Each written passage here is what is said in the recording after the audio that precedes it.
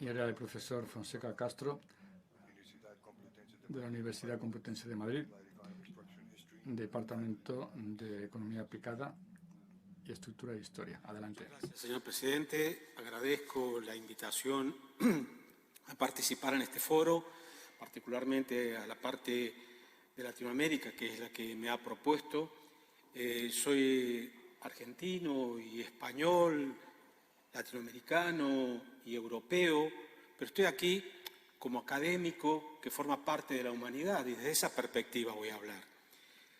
Para reducir las desigualdades, promover un avance ecosocial sostenible y fortalecer las democracias tanto en América Latina como en Europa y en el mundo, necesitamos acuerdos de comercio justos, equitativos, al servicio de las necesidades de la gente.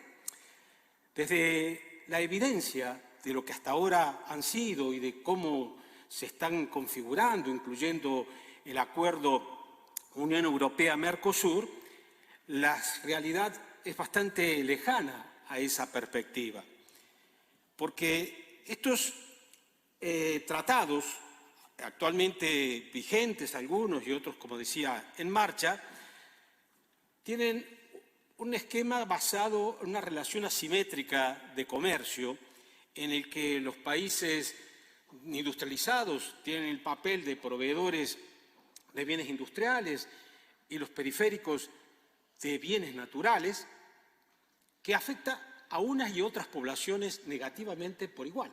Estoy hablando de la evidencia, no de lo que podría ser.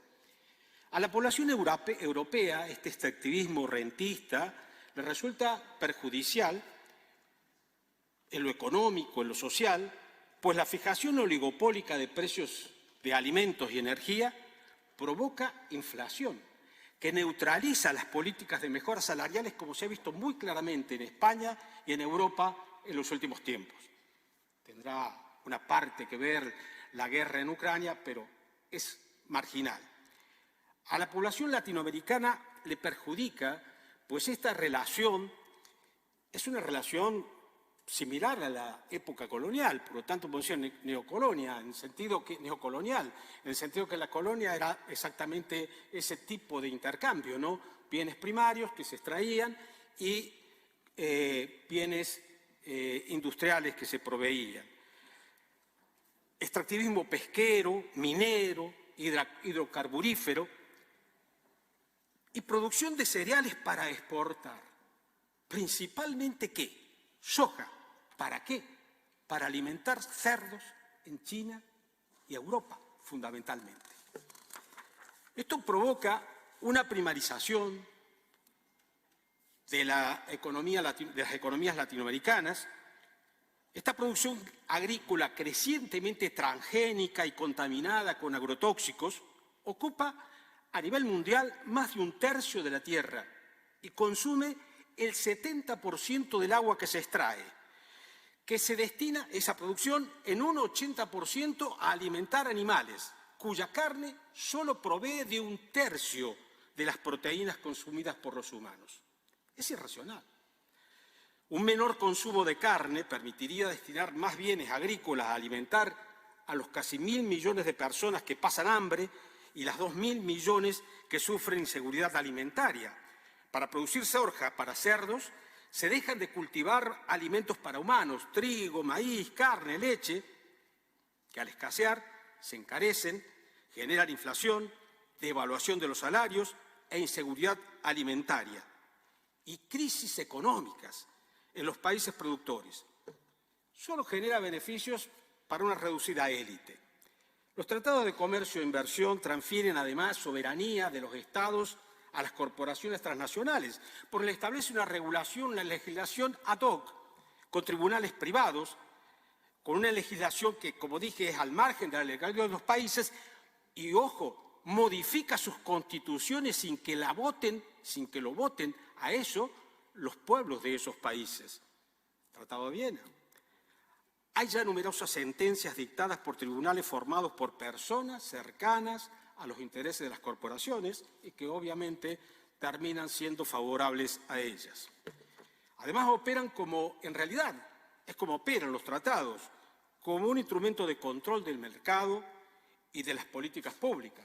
Control del mercado en el contexto de la disputa mundial por los recursos entre Estados Unidos, China, la Unión Europea y, por supuesto, también las élites latinoamericanas y de la periferia, lo que es en realidad el norte global, igual que el sur global, está repartido por todo el mundo, incluida en la próspera Europa.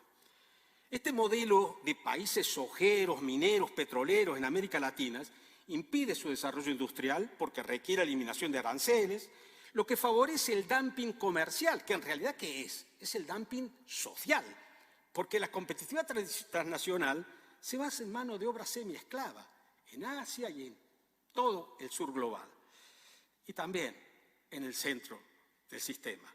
Los tratados favorecen la exportación de capitales, esta inversión extranjera que recibe elevadas rentas, en el medio plazo supera, evidencia empírica, no es opinión, supera en el medio plazo la inversión inicial, generando desequilibrios de balanza de pago, fuga de capitales, devaluación monetaria y salarial, inflación y crisis fiscales. Eso lo saben muy bien en América Latina.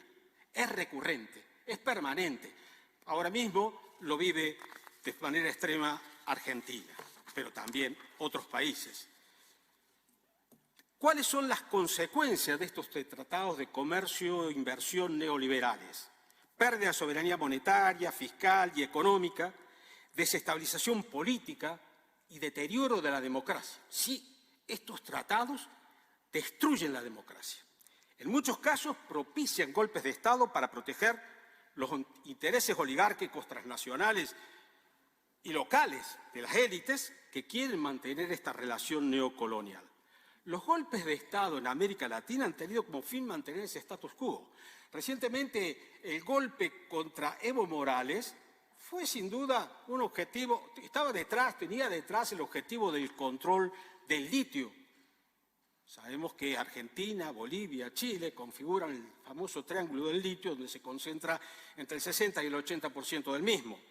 Pues bien, ahora mismo, en Argentina, en la provincia de Jujuy, el gobernador Morales está reprimiendo salvajemente a la población, violando derechos humanos, precisamente porque sin duda tiene intereses personales, partidarios, lo que fueren, en relación con el litio que concentra la provincia.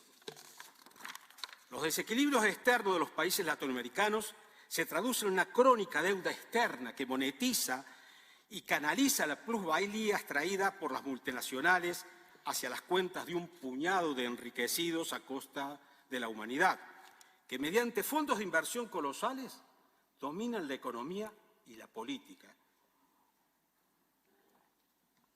La deuda y el dominio de la finanza sobre la economía, con la coordinación del Fondo Monetario Internacional y los bancos centrales de Europa y Estados Unidos.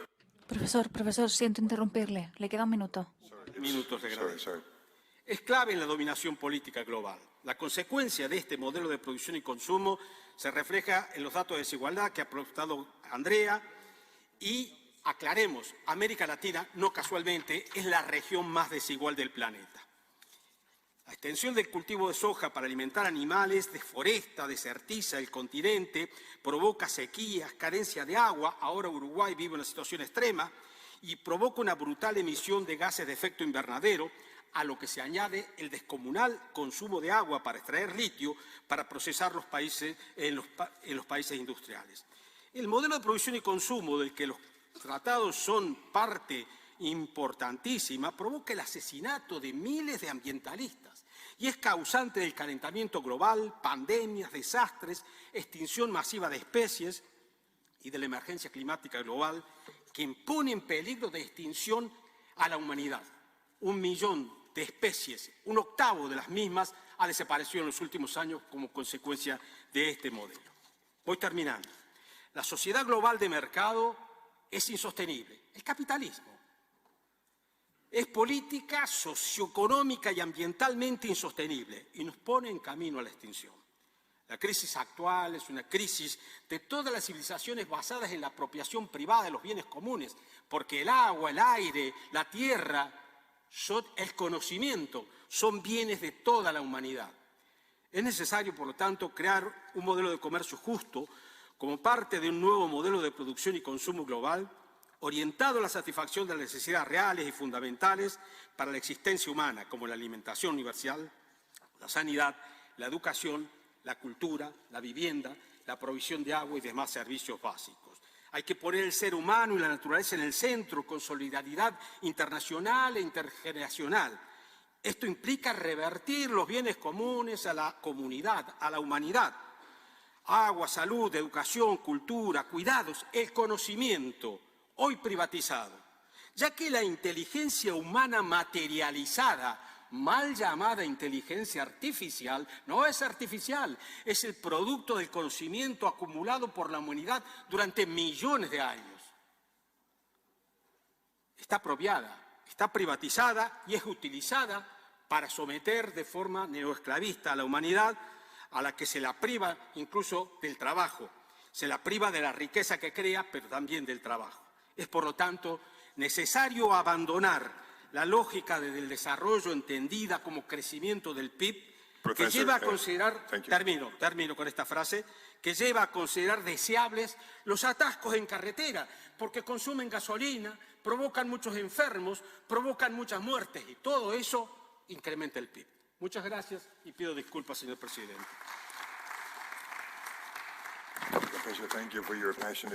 Muchísimas gracias por esta intervención tan apasionada.